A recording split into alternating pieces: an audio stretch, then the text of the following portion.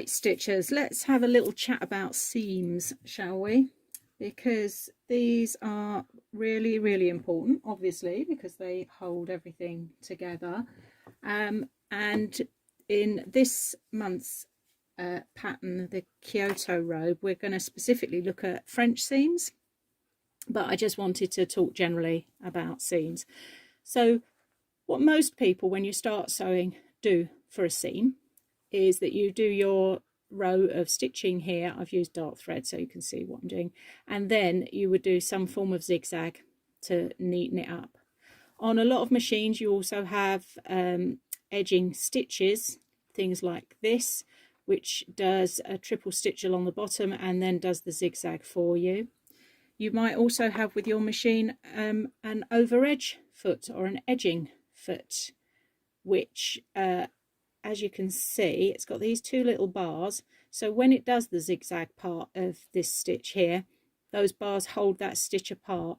This can run right the way along the edge of your fabric. So if I swap that out and show you, because you may have one of these and you may have been wondering what exactly this foot was for. It's got a little lip here that runs along the side of the fabric. So if I go on to that stitch there, it actually tells me on this machine to change out for this foot.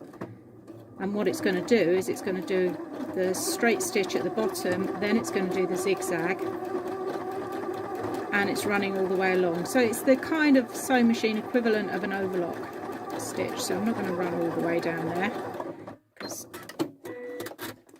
Okay, and this is, ignore that thread because that's just the thread at the beginning. There we go.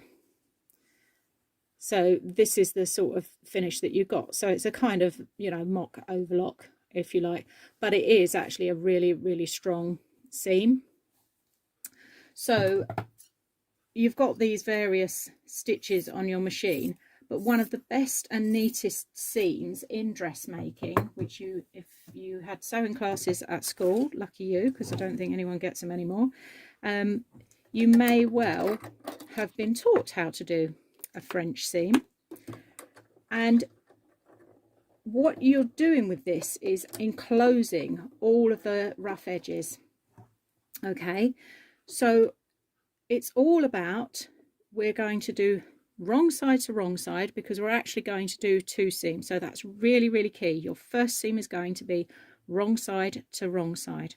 Okay, we're going to use the side of our foot as our guide, and because this first seam is going to be enclosed, what I want to do is move my needle to the furthest point, the right hand side of the machine. You might have a stitch on your machine that will take that over. If you're on a mechanical with dials, check that, because again you may have needle positions.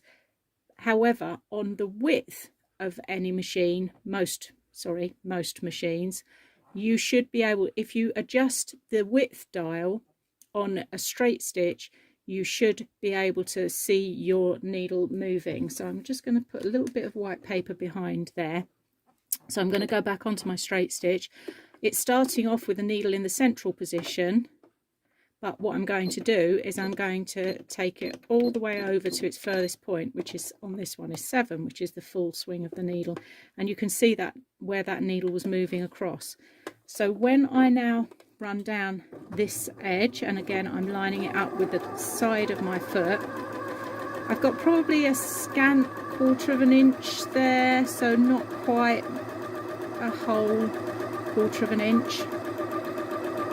Okay, so you can see very narrow seam.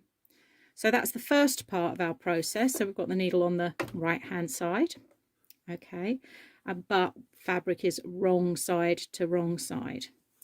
So we're going to enclose this now by turning it right side to right side. But before we do that, on fabrics that are a bit fray like this, the next part of the process is quite important, because I'm just going to trim those fray bits off. I don't want any of those little beardy bits showing through the next part when I go to trim it. And I would normally then take it to the excuse me, Take it to the ironing board and press it. But I'm just going to do a finger press for now, because that seam there now needs to sit at the top edge. And I don't know if you can see with the light. Yeah, you can. Look, with the light behind, you can see where that initial seam is. So we now need to make sure we're enclosing that. So the proper measurement, if you like, would be to then put the needle back in the center position, which is about 1/2 inch from the side of the foot. If you're beginning with French seams, and particularly on the road, because you know that kind of we're not worrying too greatly about a 5/8 seam allowance on there. If you feel a little bit unsure, then you can go out a wee bit further, take the needle over to the left hand side, okay, and then you'll get a slightly deeper hem. But I'm just going to run that down here, and again use the side of your foot as your guide. This sort of seam, it's perfect if you're doing anything like a sheer blouse or something silky, crepe de chine, or something really frayy actually, because look, it's all now enclosed in there. So when we actually open out, because we've just done it right side to right side, so we're kind of back on the normal, if you like. But oops, just dropped it. Try not to knock the camera, Julia. Okay, so there we go, and that gives you that seam all nice and neat inside. Now if you were making something like a pair of trousers maybe, or you often see this sort of thing on shirts, you could then go on to do what's called a faux fell seam, where you would press it to one side and then put it under your sewing machine, and then we're going to run a top stitch down here. I'm lining it up. I've got this foot where I can see, so I'm just inside the little toe of the foot there, and I'm going to run that stitch all the way along, because what I'm doing is I'm now sewing that seam down flat inside, and this gives you a super strong seam. So this is similar to the one you see on the side of your jeans and things like that. So as I say, if you're making jackets and trousers and things like that, this is a really strong one to do, because look, you've got double whammy on there. That's not going to go anywhere.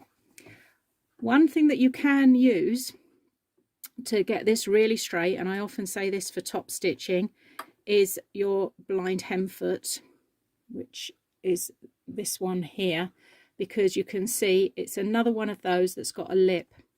So if you were to actually run that along that seam, you'd get that absolutely on the money. That's not bad, but it is going a little bit off kilter there.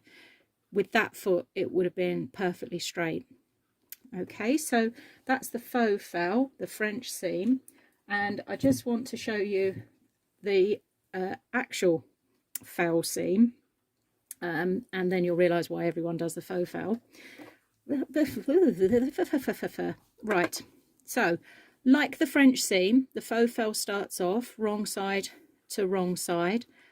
You then do just your regular 5/8 seam down there. What I've then done is I've trimmed away just one side of that, okay, and then give it a good press. You're already thinking, I'm never going to do a faux fell seam. I've lost you already, haven't I?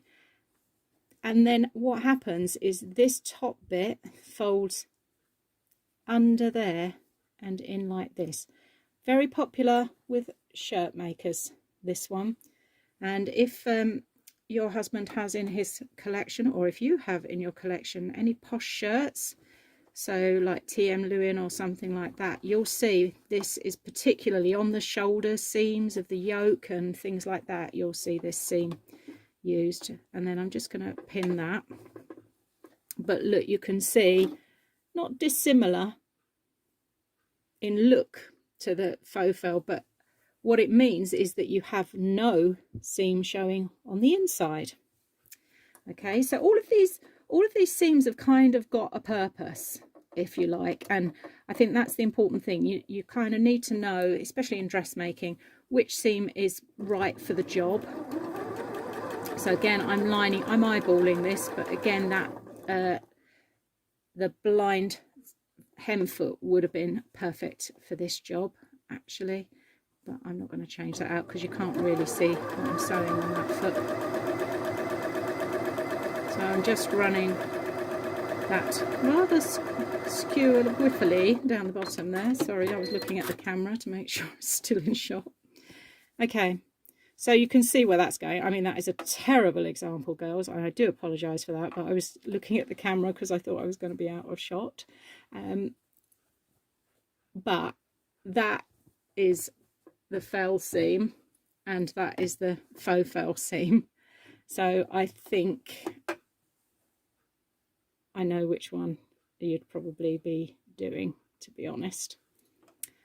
Okay, so just a quick video on that. We'll kind of go back over these things as various things get used in patterns, but I just thought a quick sort of 10-minute one would help with the robe. Okay.